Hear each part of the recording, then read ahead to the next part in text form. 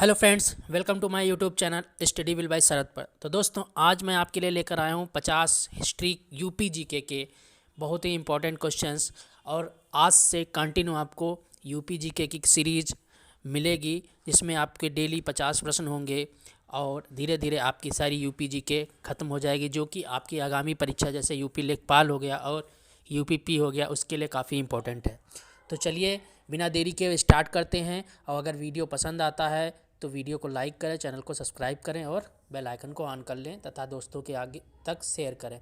तो चलिए बिना देरी के स्टार्ट कर रहे हैं। देखिएगा, आपको पहला क्वेश्चन दिख रहा होगा। बताइए कि कह रहा है कि पूरा पाषाणकालीन स्थल बेलन नदी घाटी का साक्ष्य उत्तर प्रदेश के किस जनपद से प्राप्त हुआ।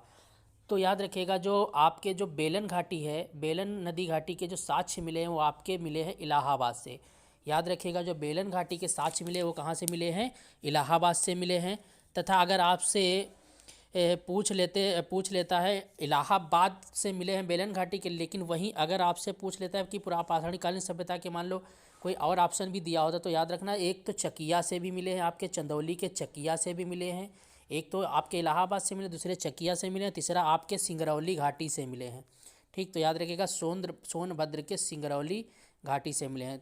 तो जो पुरा पाषाणकालीन जो स्थल हैं उनके कहाँ से खोज मिले हैं आपके, एक तो आपके कहाँ से मैंने बता दें इलाहाबाद याद रखना, दूसरा सोनभद्र याद रखना और एक क्या याद रखना है आपको, चंदौली याद रखना है। तो इस क्वेश्चन का जो राइट आंसर हो जाएगा वो क्या हो जाएगा? इलाहाबाद।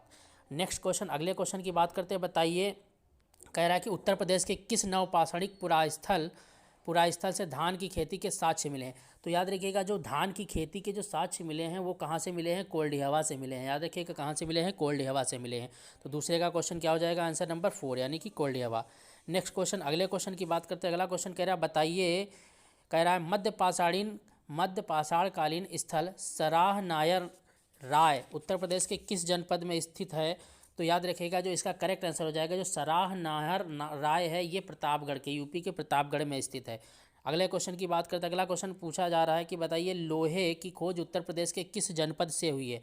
तो बहुत ही अच्छा क्वेश्चन है। याद रखिएगा, जो लोहा खोजा गया है वो आपका कहाँ से खोजा गया है? वो आपका खोजा गया है आपका वाराणसी जनपद के अतरंजी खेड़ा जो एटा में पड़ता है। तो इसका जो करेक्ट आंसर हो जाएगा क्या हो जाएगा? वाराणसी। अगर वाराणसी नहीं होता तो क्या होता आपका? अतरंजी खेड़ा या एटा होता। ठीक, तो नेक्स्ट क्वेश्चन, अगले क्वेश्चन की बात करते हैं। बताइए, कह रहा है कि बताइए, उत्तर प्रदेश के किस पुरा पाषाणिक स्थल से अस्थि निर्मित मातृ देवी की मूर्ति प्राप्त हुई है। तो जो इसका करेक्ट आंसर हो जाएगा वो हो जाएगा आपका लोहदा नाला। याद रखिएगा, जो लोहदा नाला है, ठीक, उस लोहदा नाला जो कि बेलन घाटी के में पड़ता है, इलाहाबाद में पड़ता है, वहाँ से हमको क्या प्राप्त हुई? मातृ देवी की मूर्ति प्राप्त हुई। जो लोहदा नाला कहाँ पड़ता है? आपका इलाहाबाद में बेलन घाटी में पड़ता है। वहाँ से क्या प्राप्त हुई है हमको? मातृ देवी की प्रतिमा प्राप्त हुई है। अगले क्वेश्चन की बात करते हैं। बताया, बेलन नदी घाटी की खुदाई किसके निर्देशन में की गई। तो जो इसका करेक्ट आंसर हो जाएगा, जो बेलन घाटी की जो खुदाई है वो आपकी प्रोफेसर जी.आर. शर्मा द्वारा की गई, शर्मा के निर्देशन में की गई, प्रोफेसर जी.आर. शर्मा। तो बेलन नदी घाटी की खुदाई किसके नेतृत्व में की गई? Professor G.R.. शर्मा के नेतृत्व में। अगले क्वेश्चन की बात करते हैं। बताइए, 7वां क्वेश्चन कह रहा है, बताइए कौन सा नवपाषाणकालिक स्थल उत्तर प्रदेश में स्थित है। तो याद रखिएगा, अभी मैंने पीछे बताया, जो आपका जो कोल्डिहवा है वो कहाँ पड़ता है? इलाहाबाद में। जो आपका कोल्डिहवा कहाँ पड़ता है? इलाहाबाद में। तो उत्तर प्रदेश का जो इसमें कौन सा क्षेत्र उत्तर प्रदेश में स्थित है, तो इसका करेक्ट आंसर क्या हो जाएगा? कोल्डिहवा हो जाएगा।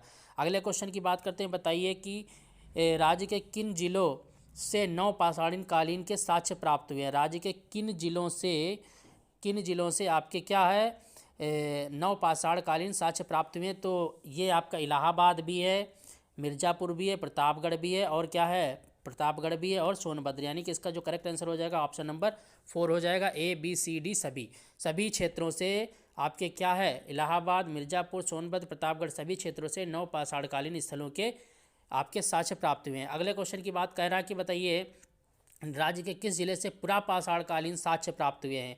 उसमें पूछ रहा था, बताइए नवपाषाणकालीन के साक्ष्य कहाँ से मिले हैं। इसमें पूछ रहा है कि पुरापाषाणकालीन, तो याद रखिएगा सोनभद्र, चंदौली और इलाहाबाद, यहाँ से आपको क्या मिले हैं? पुरापाषाणकालीन स्थल मिले हैं। और नवपाषाणकालीन की बात करता तो इलाहाबाद, मिर्ज़ापुर, सोनभद्र और प्रतापगढ़। ठीक, तो जो इसका करेक्ट आंसर हो जाएगा वो क्या हो जाएगा आपका? उपर्युक्त सभी। अगले क्वेश्चन की बात करते हैं, बताइए सिंधु घाटी सभ्यता का सबसे पूर्वी स्थल आलमगीरपुर कहाँ स्थित है। ये मैंने आपको सिंधु सभ्यता में भी बताया था। ये इसका करेक्ट आंसर क्या हो जाएगा, मेरठ हो जाएगा।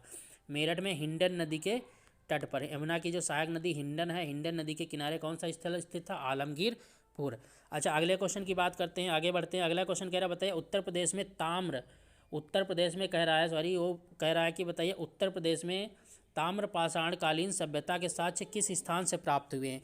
जो ताम्रपालीन जो सभ्यता थी उसके साक्ष्य हमको सहारनपुर से, याद रखिएगा सहारनपुर से हमको ताम्रपाषाणिक सभ्यता के साक्ष्य प्राप्त हुए। तो इसका करेक्ट आंसर क्या हो जाएगा, ऑप्शन नंबर ए जो है सहारनपुर। फिर अगले क्वेश्चन की बात करते हैं, 12वें क्वेश्चन की बताइए कौन सा महाजनपद उत्तर प्रदेश में स्थित नहीं था।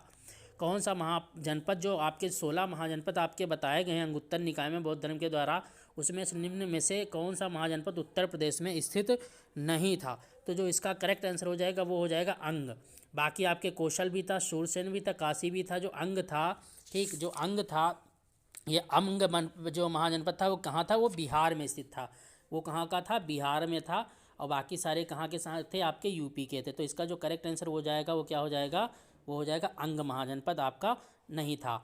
नेक्स्ट क्वेश्चन, अगले क्वेश्चन की बात करते हैं, बताइए चेदी महाजनपद उत्तर प्रदेश के किस जनपद में था।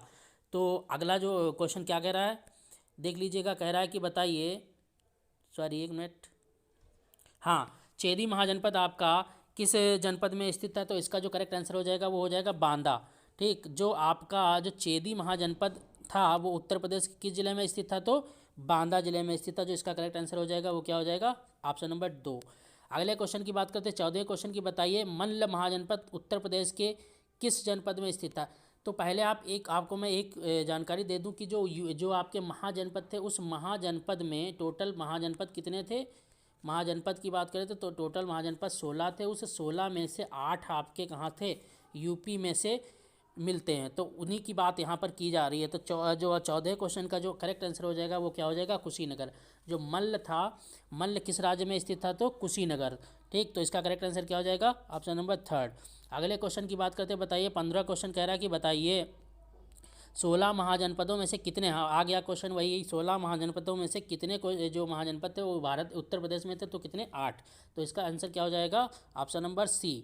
अगले क्वेश्चन की बात करते हैं, कपिलवस्तु वर्तमान में उत्तर प्रदेश के किस जनपद में स्थित है। तो जो कपिलवस्तु है जो वर्तमान में कहाँ स्थित है, तो सिद्धार्थनगर, यूपी के सिद्धार्थनगर में कौन सा पड़ता है, कपिलवस्तु। तो इसका आंसर क्या हो जाएगा, ऑप्शन नंबर 4।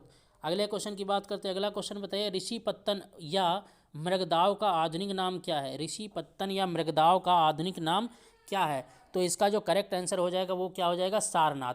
तो सारनाथ का जो पुराना नाम था वो क्या था, ऋषिपत्तन के नाम से जाना जाता था। तो इसका करेक्ट आंसर हो जाएगा ऑप्शन नंबर 4। 17वें का करेक्ट आंसर ऑप्शन नंबर 4। 18वां क्वेश्चन बताइए, कह रहा है बौद्ध धर्म का पालना किस राज्य को कहा जाता है। बौद्ध धर्म का पालना किस राज्य को कहा जाता है, तो यूपी को, क्योंकि मैक्सिमम जो जानकारी मिलती है, जो क्रियाकलाप हुए बौद्ध धर्म से संबंधित महात्मा बुद्ध के, वो यूपी से संबंधित है, इसीलिए इसको क्या कहा जाता है, बौद्ध धर्म का पालना कहा जाता है। अगला क्वेश्चन बताइए कि महावीर स्वामी के समय जैन धर्म का प्रमुख केंद्र क्या था। तो महावीर स्वामी के समय जो जैन धर्म का जो केंद्र था वो क्या था, आपका मथुरा था। याद रखिएगा, जो 19 का करेक्ट आंसर हो जाएगा वो क्या हो जाएगा, ऑप्शन नंबर 2 मथुरा। जो महावीर स्वामी के समय जो जैन धर्म का प्रमुख केंद्र था वो क्या था, मथुरा था। नेक्स्ट क्वेश्चन, अगले क्वेश्चन की बात कर रहा है, बताइए, देखो बीच में मैंने कुछ क्वेश्चन छोड़ दिए जो कि सेम क्वेश्चन वही पीछे रिपीट हो रहे थे, इसलिए मैंने उनको छोड़ दिया है। तो 23 क्वेश्चन से देखते हैं, कह रहा है कि बताइए टोपरा, टोपरा एक जगह आपको दिख रही होगी, टोपरा, टोपरा कह रहा है कि बताइए टोपरा जहाँ अशोक अभिलेख प्राप्त हुए वह राज्य किस जनपद में है। तो जो टोपरा था, जो टोपरा वो आपका सहारनपुर में पड़ता है। याद रखिएगा, टोपरा जो क्षेत्र पड़ता है वो कहाँ पड़ता है, सहारनपुर, यूपी के सहारनपुर में पड़ता है, जहाँ से अशोक के अभिलेखों की जानकारी मिलती है। तो इसका करेक्ट आंसर हो जाएगा option number 4 Saharanpur. Option number 4 Saharanpur. अगले क्वेश्चन की बात करते हैं, बताइए भारत सरकार का राजकीय चिन्ह कहाँ से लिया गया। ये तो सभी को क्वेश्चन पता होगा कि जो इसका करेक्ट आंसर क्या हो जाएगा, सारनाथ वाराणसी हो जाएगा। 24 नंबर का जो करेक्ट आंसर हो जाएगा ऑप्शन नंबर 2 हो जाएगा। अगला क्वेश्चन बताइए, उत्तर प्रदेश के किस जनपद को भारतीय मूर्तिकला की जन्मस्थली माना जाता है। तो जो आपका जो भारतीय मूर्तिकला की जो जन्मस्थली माना जाता है वो मथुरा को माना जाता है। किसको माना जाता है, मथुरा को। तो इसका करेक्ट आंसर क्या हो जाएगा, आपका आंसर नंबर ऑप्शन नंबर क्या हो जाएगा, एक नंबर, ऑप्शन नंबर एक हो जाएगा। सबसे पहले जो है यहीं पर जो है क्या हुआ था, मूर्तिकला की शैली मथुरा शैली ही सबसे पहली शैली मानी जाती है, क्योंकि मौर्य युग में मथुरा कला का महत्वपूर्ण केंद्र यही था। ठीक, नेक्स्ट क्वेश्चन, अगले क्वेश्चन की बात करते